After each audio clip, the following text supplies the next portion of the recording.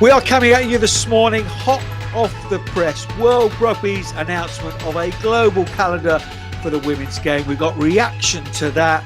We've got a bit of Lions chat from last week. We've got CVC money coming into the game.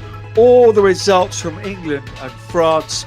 I'm alongside World Cup winner Rachel Burford. I'm Johnny Hammond, and this is the Women's Rugby Pod.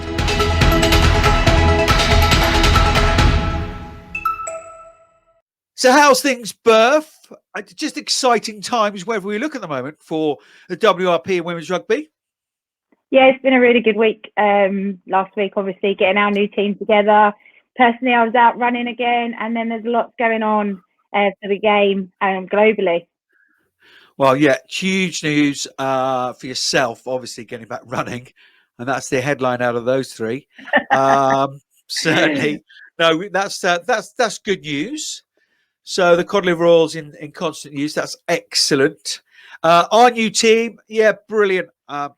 Let's indulge ourselves and just, put that together. It's a really, really exciting teams. And I think, you and I are blown away by the response of so many people volunteering their services for, what we think is a pretty decent pod.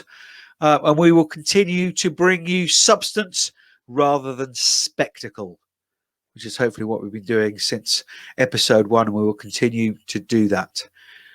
The major news for women's rugby is this new structure, Burf. I think it's only right that we talk about that straight up. And it's literally been announced in the last 10 minutes from World Rugby.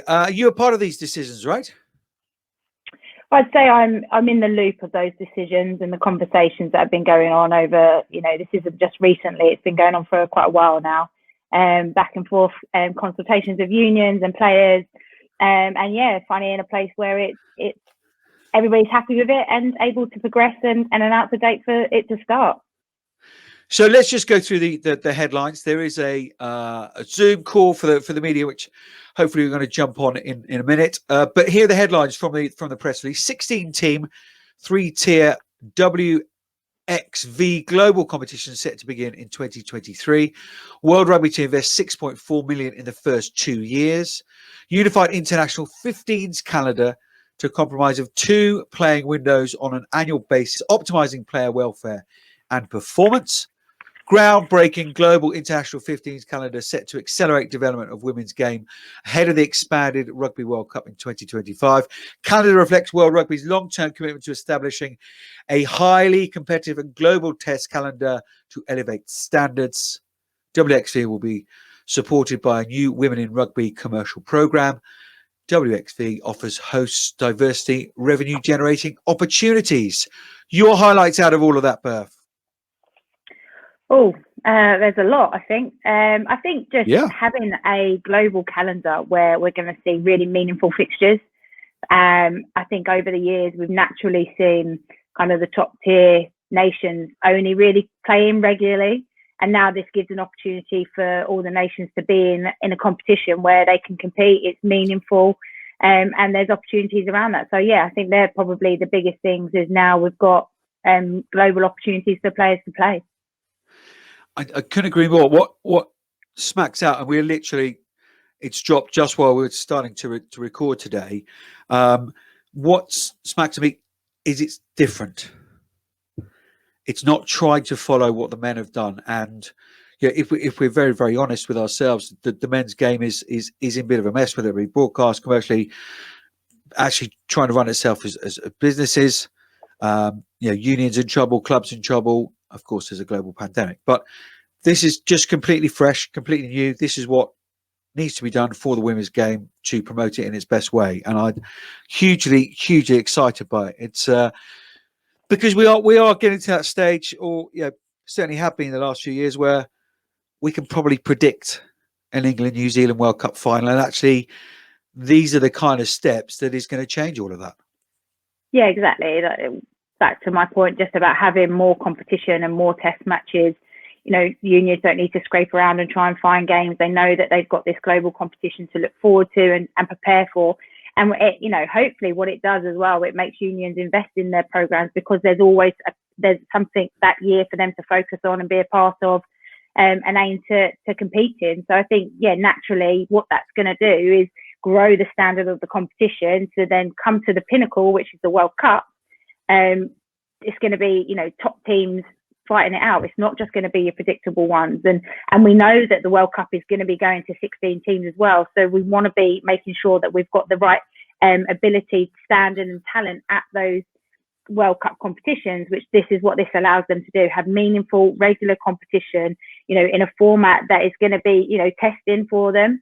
But ultimately, it's all about making the spectacle of the Rugby World Cup to be as big and as best that it can be. Yeah, absolutely. And the other thing for me is we know participation levels are at a level where 5, 10, 15 years time that, you know, women's participation is going to be holding up the game of rugby union. Certainly unless there's sort of some dramatic change, but that's pretty much a fact. So players coming into the game's not an issue. It's we've spoken about before is harnessing that. And actually every club, every union now has that structure, but also broadcasters have that structure. And I know that's personal to me because that's the field I'm in, but commercially, you've got a structure. You've got things you can hang your hat on. You take that to the men's game. Sponsors and broadcasters don't quite know where to go because there's so many different parts. This unifies it all and just makes it a really simple, clean model for people to get on board with, whether that be commercially or broadcast-wise, or whether World Rugby do some stuff themselves internally with a broadcast. Don't know, but it just makes it so much easier and clearer for the fans, for commercial partners, broadcasters, podcasters, everyone.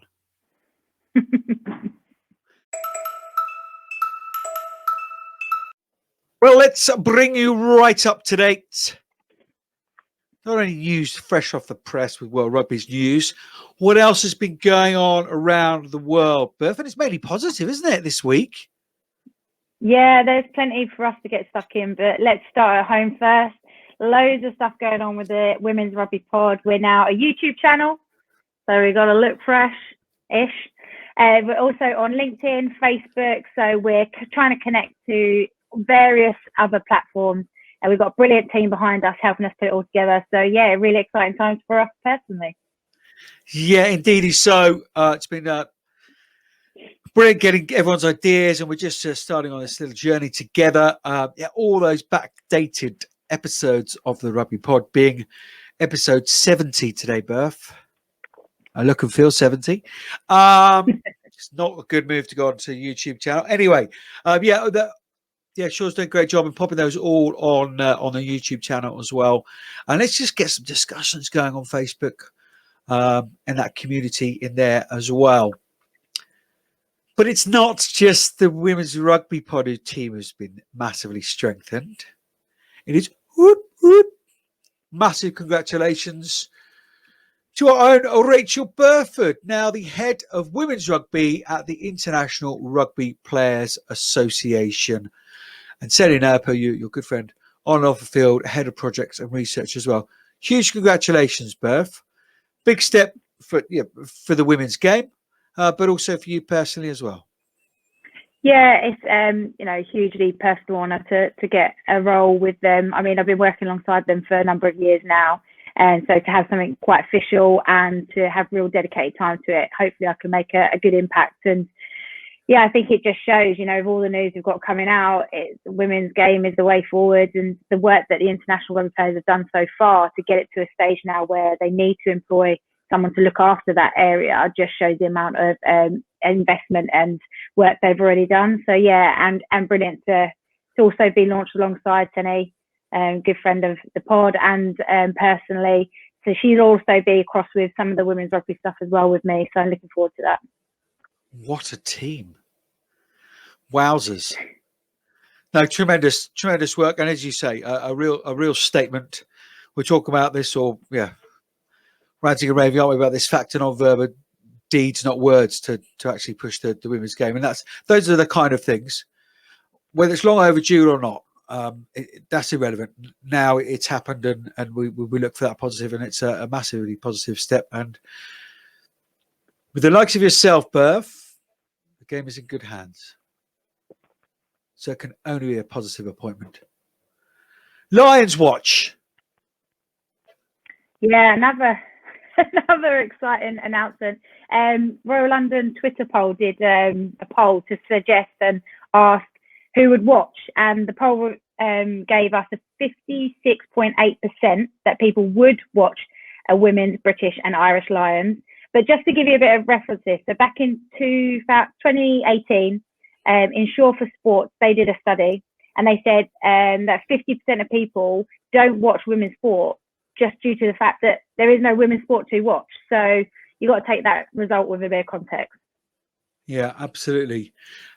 But I mean, this is all part of what the conversations are at the moment. You and I are big advocates of getting it out there and getting out there with a level of quality, because otherwise it just looks and sounds awful. CVC this week, or in the past week, have pumped 365 million into the Six Nations for a 14.3% stake.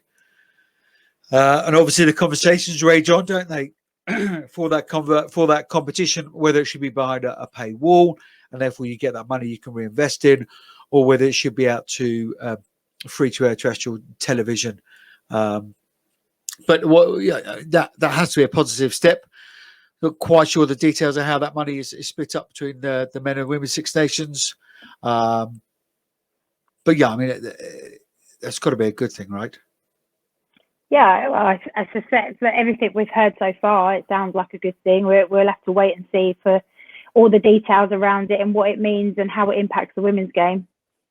Yeah, I like that as well, because you'd like to think, we've spoken about the new global calendar for the women, and just looking sort of slightly selfishly here in Europe, but actually getting the other nations to compete, let's be honest, with England and France, and actually putting them in that kind of space. And with this World Rugby throwing things in, and unions like the RFU, and we'll give them the credit here, that they're pushing contracts and that kind of stuff, and we can all argue it should be a lot more, the salary cap should be more, but at least they're doing it. Other unions aren't in that space, and actually these kind of things just force the hand of other unions to say, well, if you want to compete, it's all there. You've just got to show the commitment financially, what have you. So let's hope the Celtic nations and what have you follow suit with that. Speaking of Italian rugby, in Italy, there's a new president of Italian rugby.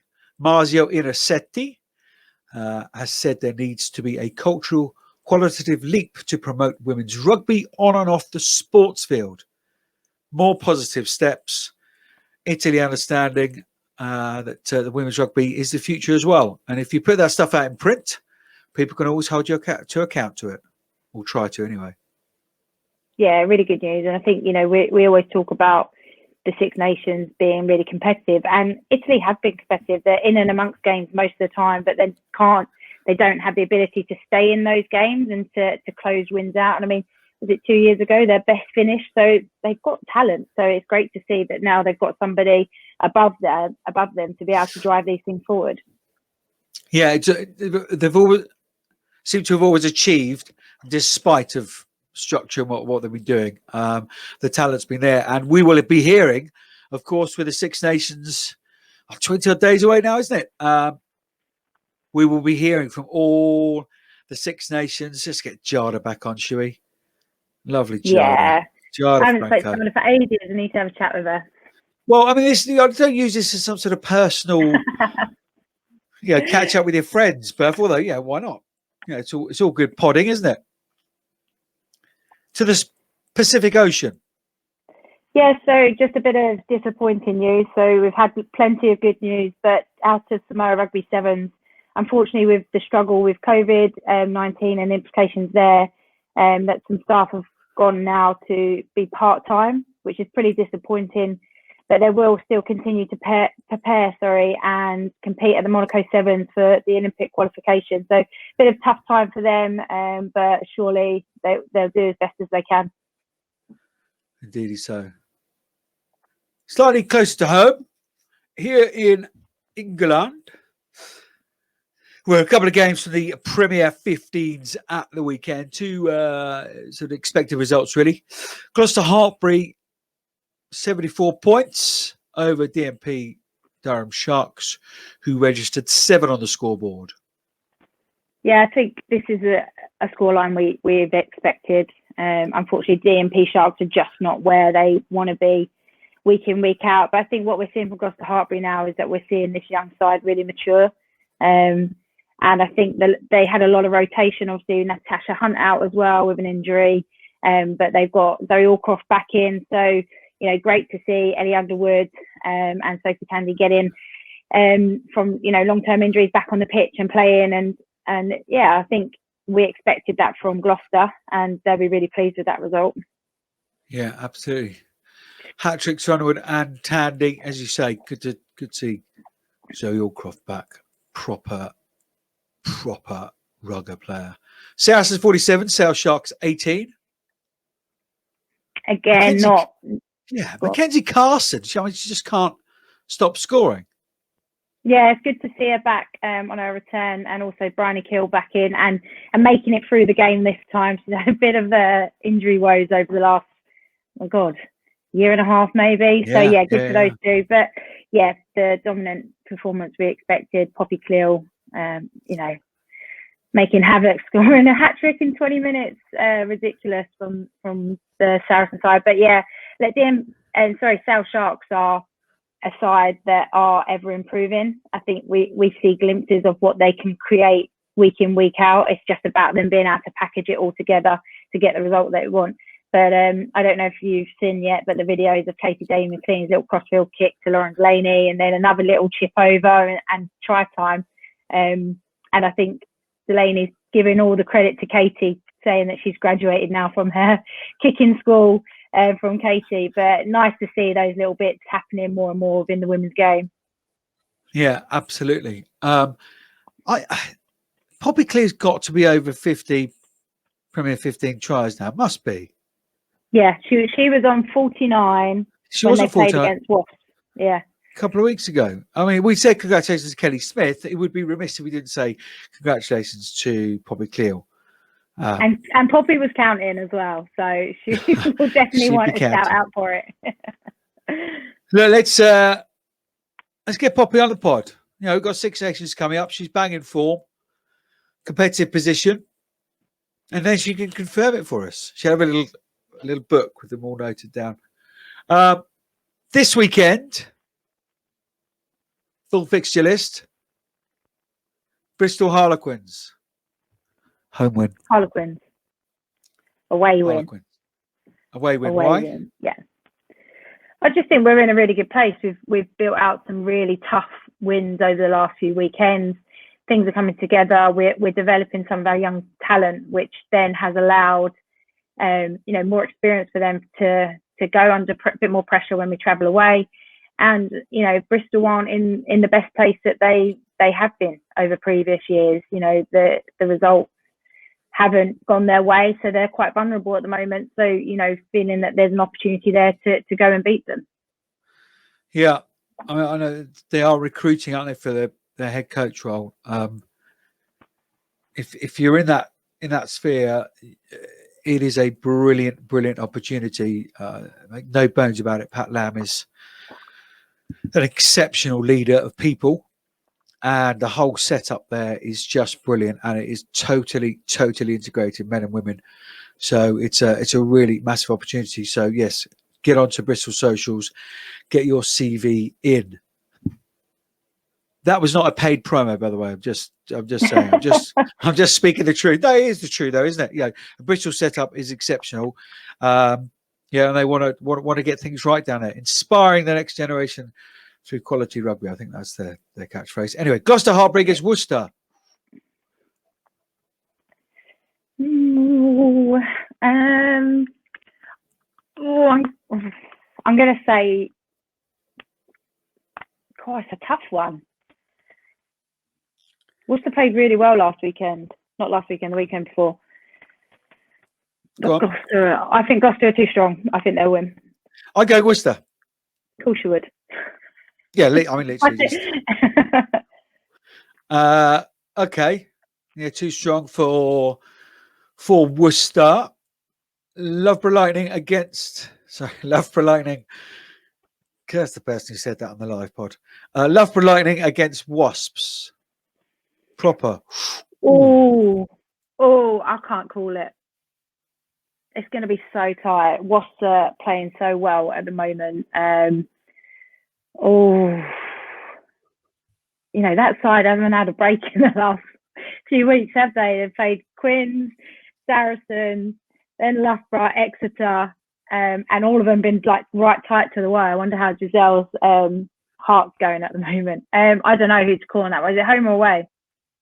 Loughborough home. Oh, I don't know. Boo. Can Burf phone a friend, please? Have we got to phone a friend on? I'll just go Loughborough. It's too tight to call, so I don't know why I've just decided Loughborough for the home team. Home side. Absolutely. Saracens Exeter. Ooh. So Sarries, right? I think Sarries. Yeah, they don't like losing, right? No one likes losing, Johnny. No, of course, but they got a real snarl to them, haven't they? When you look at that pack and what have you, incredible experienced campaigners, your Rockies and Sonia Green and the Cleos in tandem and what have you, Vicky Fleetwood, Marley Packets. Yeah, I think they will take Exeter. I think it'll be close though. Be close though. Sale against DMP. Sale Sharks. Sale Sharks up at that Northern Battle up there. One of your old chums, old teammates, Burf, but it could use going the way of the Worcester player we like on and off the field, Laura Keats. Yeah, so she's just become the patron for the medical charity Dental Aid, which is helping worldwide oral health. She's in her 4th year as a dental student at Birmingham University. So she's supporting the charity and promoting and doing like fundraising events for them. So it's really nice, something that she's really passionate about to then support a charity such as Dental Aid. Yeah, she's ace, Laura Keats. Over the channel, France, Elite 1 Feminine, the player pool stages. As you know, Toulouse, Blagnac, Montpellier, all unbeaten so far in their respective pools. And ASM Rugna on course to qualify as well. So in Pool 1, Lens 20, Stade Rennais 13. ASM Rugna in Pool 2 beat Stade Bordelais 48-5, I should say. AS Béarnais went down to Stade Toulousien 19-0. No sauce jerks this week. Next week, they have off. 28th of March, the rearranged fixture between Stade Rennais and Montpellier. And the next full round is on the 11th of April. Is that about French? No, it's not. April. No, Avril is French for April. I wasn't being French. I was just... I don't need to tell you what April is in French, do we, Beth? Exactly. I knew. We're sort of 15 months now into your French course. So, do you want to just knock through the months for us, actually, in French? No, I don't want to show you up, Johnny. Right. Anyway, moving over to our shout out for this week. Munster Rugby female referee support structure has been put in place, recognising the importance of having a support structure to encourage women into refereeing. So if any of our listeners are interested, please contact the Women's Development Officer, Ken Imbush, at kenimbush@munsterrugby.ie. So that's KENIMBUSCH at munsterrugby.ie. And another shout out to our great friend, I think it's fair to say, Jill Burns, MBE. I got it in, Jill. Don't worry, we didn't forget. To all regional and divisional women's rugby representatives. Hey, if you're out there, honours caps are now available for those who played pre-2012. Okay, so that's Midlands, South, London, Midwest, Mid-East, Southeast, and Southwest. Yeah, up the Southeast. Whoop, whoop. Just get in contact with Jill, basically. I mean, if in doubt in women's rugby, pretty much just contact Jill Burns. But yeah, on this one particularly, contact Jill Burns. Yeah, caps, what a lovely thing to get going. And they just went around in those days, and actually to redo those and relive past glories, not before time. Brilliant. Well done to Jill. I think she has to go to her Facebook page. But yeah, Jill Burns, chapeau to her. It's hat in French. Craig Rollinson of Warsaw RFC. Do you remember, Burf? We both went, there's no way you're going to do 10 million steps. We even questioned whether it was 10 million steps. Anyway, they're aiming to raise. We did. I thought I got the numbers wrong. And they've smashed that. They've had to put a new target in of 50 million steps. And they're already on 30 million steps. Try to raise £3,000 by walking and running those steps during the month of March. If you fancy giving what you can, find that fundraiser by searching the Just Giving website. Move in March for Warsaw Rugby Club. That's on the Just Giving website. Move in March for Warsaw Rugby Club.